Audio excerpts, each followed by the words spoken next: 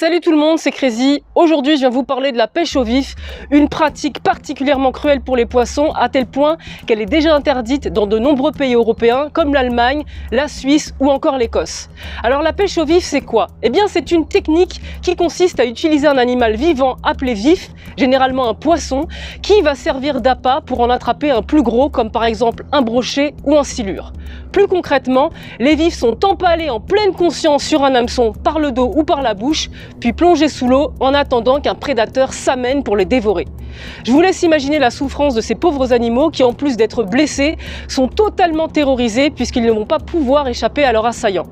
Leur fin n'est pas plus enviable que le reste de leur existence, il n'y a pas de happy end pour ces animaux objets qu'on appelle les vifs. Nés dans des élevages de poissons surpeuplés qu'on pourrait comparer à nos élevages de poulets en batterie, ils périront tragiquement, gobés ou blessés à mort par un plus gros poisson, ou alors, si la pêche a été mauvaise, ils seront bien souvent stockés au fond d'un seau en attendant d'être utilisés en brochet de nouveau lors d'une prochaine partie de pêche. Vous l'aurez compris, ces poissons qui sont vendus pour souffrir et mourir pour le plaisir d'une minorité de pêcheurs méritent d'être défendus au même titre que nous défendons tous les animaux victimes de cruauté, car c'est bien de cela dont il s'agit.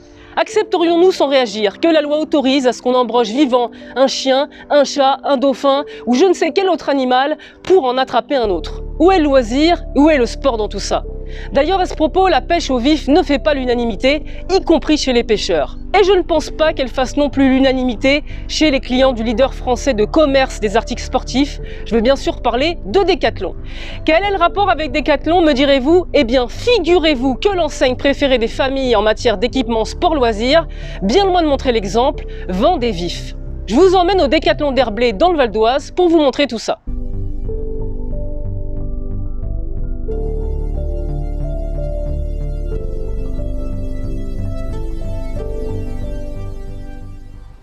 Bien caché au fond du magasin, après le rayon chasse, on tombe donc sur un aquarium où, dans une eau rare et trouble, sans autre occupation que de tourner en rond, subsistent quelques poissons destinés à servir d'appât.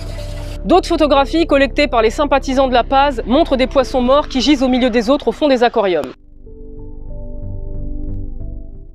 Pas joli, tant sur le fond, vendre des animaux destinés à être torturés, que sur la forme, la façon dont ils sont détenus et vendus en magasin. Alors si, comme moi, vous êtes indigné que Decathlon soit directement associé à la souffrance animale, je vous invite à agir en participant à la campagne de l'association Paris Animaux Zoopolis, que je soutiens aujourd'hui par le biais de cette pastille.